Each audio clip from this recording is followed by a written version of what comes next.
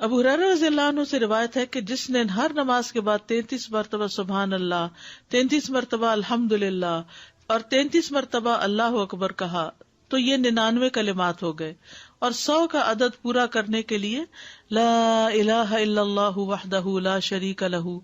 لہ الملک ولہ الحمد وہو علی کل شیء قدیر کہہ لیا تو اس کے سارے گناہ معاف کر دیے جائیں گے، اگرچہ وہ سمندر کی جھاگ برابر ہوں۔ 1.5 منٹ لگتا ہے، 1.25 منٹ لگتے ہیں جس میں آپ یہ سارا عمل کر سکتے ہیں، اور اللہ سبحانہ و تعالیٰ کو وہ عمل زیادہ پسند ہے جو روزانہ کیا جائے، ادومہا دوام سے کیا جائے، اللہ کہ کوئی مجبوری ہو۔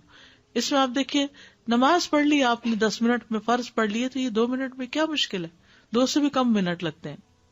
بعض روایات میں اللہ اکبر 34 بار پڑھنے کا بھی آتا ہے، 33 بار سبحان اللہ، 33 بار الحمدللہ، 33 بار اللہ اکبر، اور 100 پورا کرنے کے لیے لا الہ الا اللہ وحدہ لا شریک لہ لہ الملک ولہ الحمد وہو علی کل شیء قدیر۔